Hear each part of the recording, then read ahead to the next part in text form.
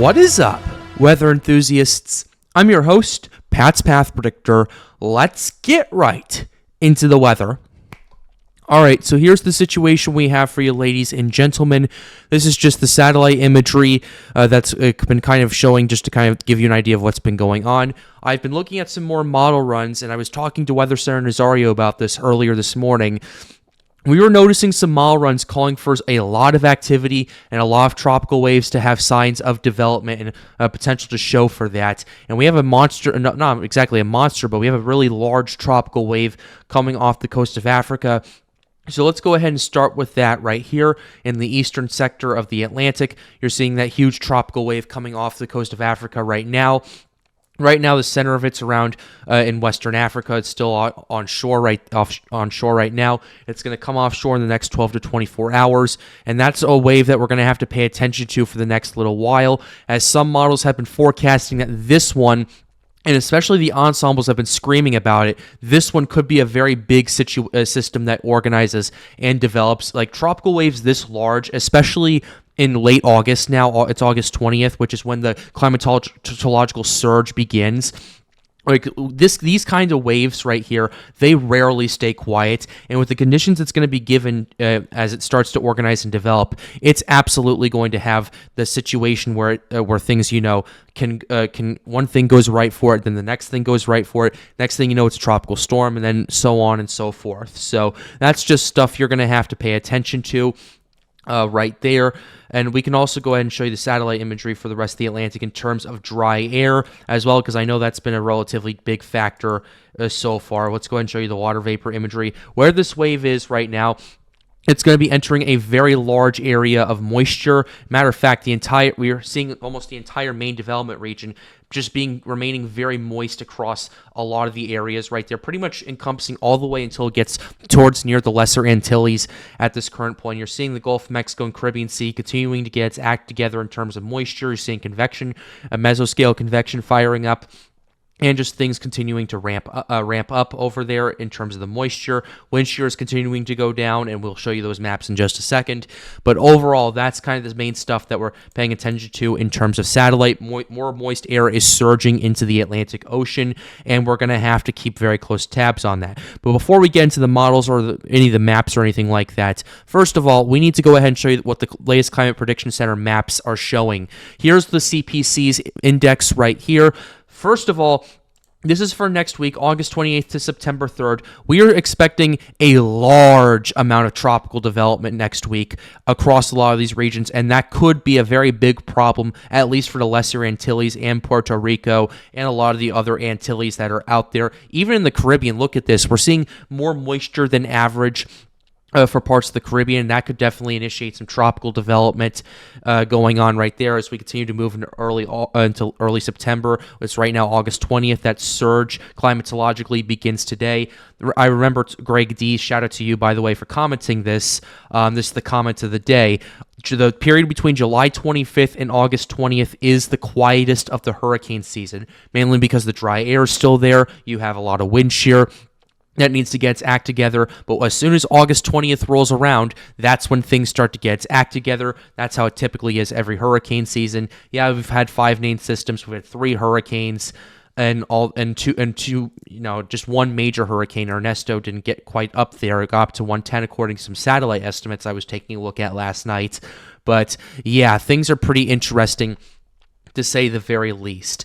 And that's the Climate Prediction Center for this week. Actually, let me go ahead and show you this right here. Let me go ahead and show you that. I know my camera was blocking that. I do apologize, but here's what we have right here. This is a 60+% probability of development according to the Climate Prediction Center. And this isn't just one wave or one wave or something like that that's going to happen. This is a area that the Climate Prediction Center kind of highlights, and it's kind of an area where tropical development could really ramp up, and that's kind of how that technically works. For example, in last week's map, they had a 40+% probability over there for tropical development, and it looks like this wave is going to pick it up, or maybe the next one. It's one of those two right there, but regardless, it's just stuff you have to pay attention to. And then you also have from September 4th to September 10th, you have more tropical development expected to begin in the main development region. That's when you're going to start seeing your more classical Cabo Verde or Cape Verde setups, Cape Verde hurricanes. They're very notorious for being huge ace makers, as well as the fact that they could potentially impact land this year, mainly because the Bermuda High is going to be a lot stronger this year than last year, thanks to the negative neutral phase we are now in. So that's just stuff we're going to have to pay attention to in terms of the Climate Prediction Center. They're going, oh my God, you have to pay very close attention to this. A lot of stuff is continuing to ramp up, and we will keep you updated on that. Let's go ahead and show you the global sea surface temperatures right here, just to kind of give you a gauge of just kind of what we're looking for in terms of tropical development and when and where this could take place. Ultimately, as to be expected, the western half of the Atlantic is much warmer than the eastern half of the Atlantic. That's just kind of how it's been over the last little while, and we can go ahead and zoom in a little bit in the western Atlantic.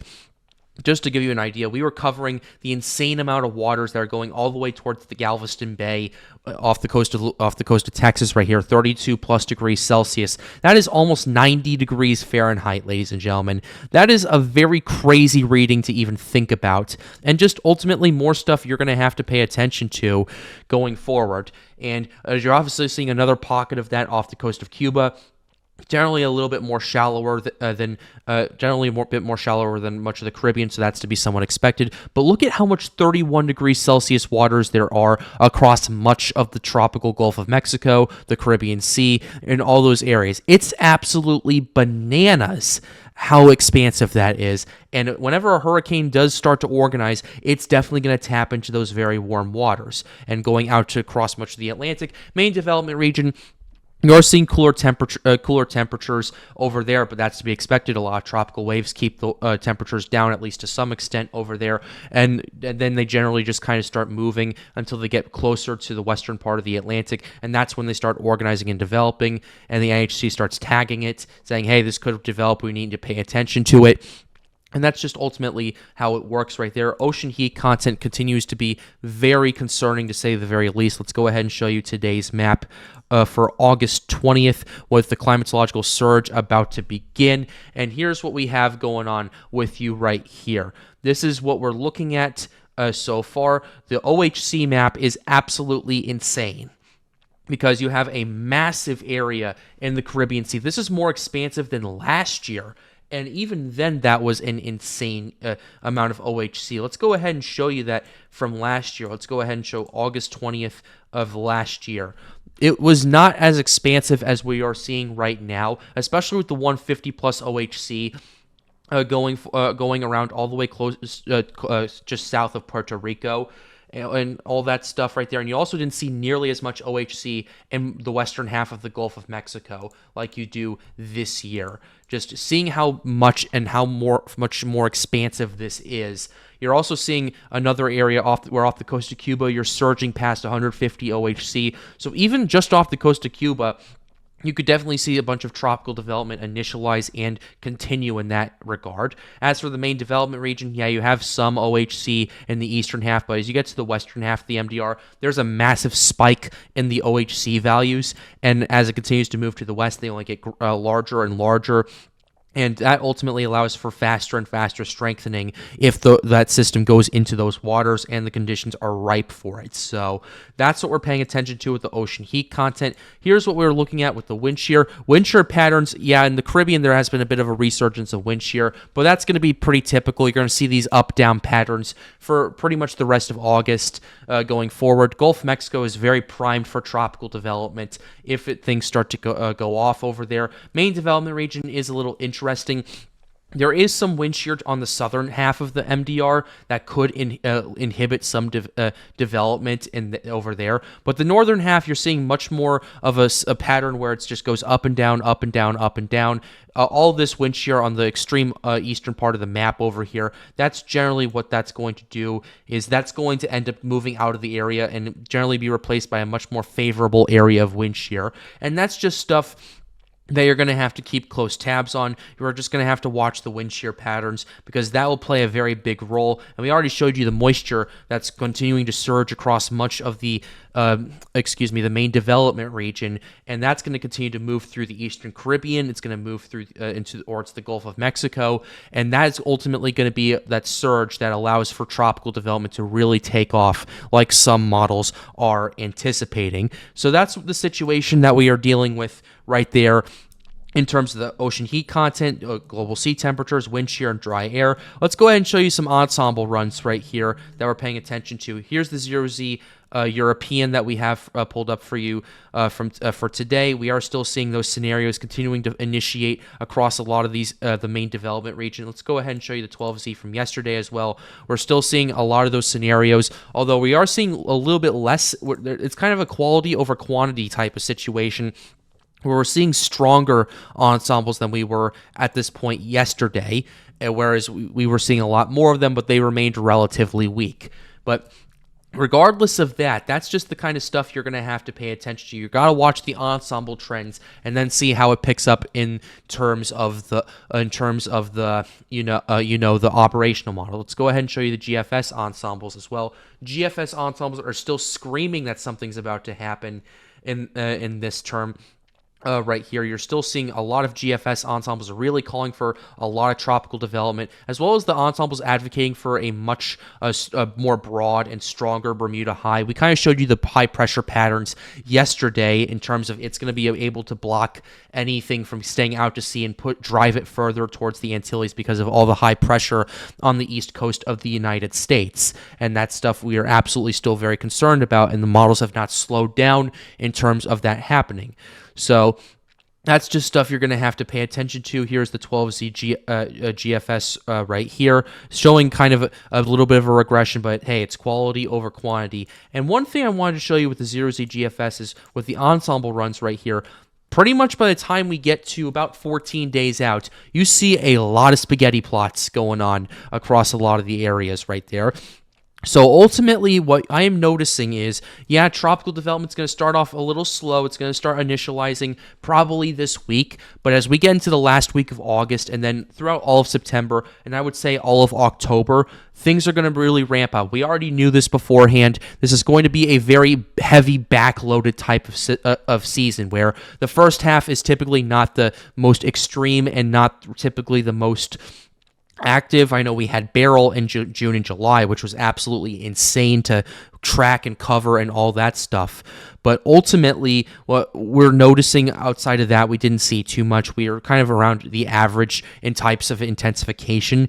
But what we're noticing with these patterns is we're going to see a much more backhanded hurricane season where pretty much all of September, all of October, and maybe even into November, you're going to see a lot more storms and a lot more things really ramp up. And it's kind of reminding me, it's very 2017-esque. I was telling you this, I say this like a broken record. It's very 2017-esque, mainly because you have a situation where it starts off slow and then it really ramps up, and we had 10 consecutive hurricanes that year. We already are at 2, ladies and gentlemen. We had Debbie earlier this month, and then we had Ernesto just now, which is now a post-tropical cyclone. We don't have to worry about that anymore, although I did read an article that this thing could be impacting Ireland. So if you are from the British Isles, you're in Ireland, United Kingdom, those areas, you're going to want to keep tabs on this. You're going to want to pay attention to kind of how the storm progresses. So that's just my 2 cents right there. Let's go ahead and show you some shear and the moisture components to all of this right here. Let's go ahead and start with the shear forecast right here. Here is the wind shear, and I was kind of talking about this a little bit earlier, but the wind shear patterns, especially the northern half, are going to subside as more and more tropical development is anticipated, and you are going to see a bit of a regression from the southern half of the wind shear right there. But regardless of that, by the time we get to the western main development region, you're not going to see that much wind shear that really inhibits development. It's always going to be just at an angle where it could help enhance whatever outflow it generates. So that's some stuff you're going to have to keep very close tabs on. And the wind shear pattern becomes a lot more favorable in the next 5 days, especially in the main development region, as things continue to initialize and things continue to develop. And that's just stuff you're going to have to pay attention to. So That's what we're looking at with the wind shear patterns. The Caribbean really just calms down considerably as the wind shear just continues to weaken and continues to trend down, down, down as the hurricane season continues to escalate. So that's the European model we have right here. Let's go ahead and show you the moisture component to all this, because we're seeing a lot more moisture surging across much of the Atlantic right here. We're kind of starting to see that with the European model showing that. We're seeing another moisture surge in the tropical Atlantic right there, and you're seeing this stuff get a lot more broken down. The dry air gets a lot more broken down, and that's kind of what you would typically see for a late August, early September sap. Yeah, there is still going to be some dry air there. It's going to be pretty much persistent throughout the rest of the season. However, the dry air is not nearly as expansive as it was in 2022. It's about where we were at 2023. And just ultimately, dry air is not really going to be a big issue, I would say, after the next 5 days. I know a lot of people are commenting, oh, dry air is killing the season. It's going to be a bust, all that stuff. First of all, we're not even into September yet, so please do not comment that. I know that's going to encourage more people to do that. But regardless, it's not a bust yet until it is over. Remember the phrase right here, it's not over until it's over, and we just have to watch it day by day. That's kind of what forecasters typically do. Things are subject to change, and we will keep you updated. Regardless of that, though, let's go ahead and show you some operational models. I kind of alluded to this a little bit with the European. European did have some waves trying to initialize so far. That's the 0Z, and it's kind of going to have to take a while to catch up with the ensembles right here. We can go ahead and pull those up for you. It's going to take a while to catch up to a lot of the ensemble runs. It's usually about 2 to 3 days behind, but it is starting to catch up a little bit, and that's going to be interesting to see how this plays out going into later this month and going into early September. So that's the European. The GFS is pretty interesting, and I want to go ahead and show you this. I'm going to show you the 0Z run and the 12Z run because I want to talk about this because I'm sure a lot of you saw this. This is what I was talking to Weather Center Nazario about earlier, and we start seeing stuff starting to organize and develop in the next week or so, according to the GFS. But then you start to see, at least in the longer term, you see a lot more of these tropical waves starting to organize and develop, and things really start to get their act together. And then pay attention to a couple of areas of interest I'm paying attention to. Now, granted, this is 16 days out. This goes all the way 384 hours out. I'm not take this with a massive grain of salt. Don't take this for gospel. But look at this. You have 1, 2, 3, 4, 5 areas of low pressure that all have indication that they could really organize and develop. And this really starts off all at once. And this is right about where the Climate Prediction Center was perfectly forecasting that this stuff was going to start organizing and developing. That's a kind of right about that time period where things really start ramping up. So that's the GFS 0Z run right there. This is just one model run, so keep that in mind. Let's go ahead and show you the 12Z just to show you what else it's showing. 12Z is continuing to be pretty interesting. It is showing some of the same stuff. However, it's not showing that hurricane scenario in the Gulf of Mexico near the Bay of Campeche or anything like that. And it is showing tropical development happening and organizing, and it's anticipated at this current point according to the GFS, but take it one day at a time. Things are subject to change. We can also show you the 6Z run as well, just to kind of give you an idea of that. Yeah, it was just one mile run, although the 6Z was pretty interesting, having stuff starting to organize and initialize in the next few days or so, and then start to ramp up and intensify as it approaches the United States coast, which with this setup, I will say, if that were to happen, that would ultimately allow for the system to hit the United States, because you have a high pressure system over here, high pressure system over here, high pressure system over here. All of them are going to drive that towards the continental United States, and that's just stuff you're going to keep a close tab on. So here's the GFS run right here. Let's go ahead and show you the CMC, the Canadian. We're going to show you the 0Z and the 12Z. Canadian run is showing some stuff potentially going on, but it's once again is lagging behind the ensembles. It's going to have to take a couple of days to catch up in that regard. It's not showing too much happening at this current point, but the ensembles are screaming that something is going to be happening very shortly, and that's the main reason why we're going to keep you updated here on the Pat's Path Predictor channel. Be sure to leave a like and subscribe to the channel if you are new. It helps us out, helps us make more videos like these. The goal of this channel, as always, is to get more people engaged with weather. And if you want to come hang out with us at Storms United, be sure to join our Discord server. Link to that will be in the end screen. Also, shout out to Daniel as an official sponsor of the Pat's Path Predictor channel. He is a Patreon member who is an official sponsor, $10 a month. If you want to help support the channel directly, or you want to be a friend of Pat Roll, or just kind of see some of the other stuff that I'm doing over there, be sure to join my Patreon. Link to that is the first link in the description down below. And with that being said, have a wonderful day, guys. Stay safe.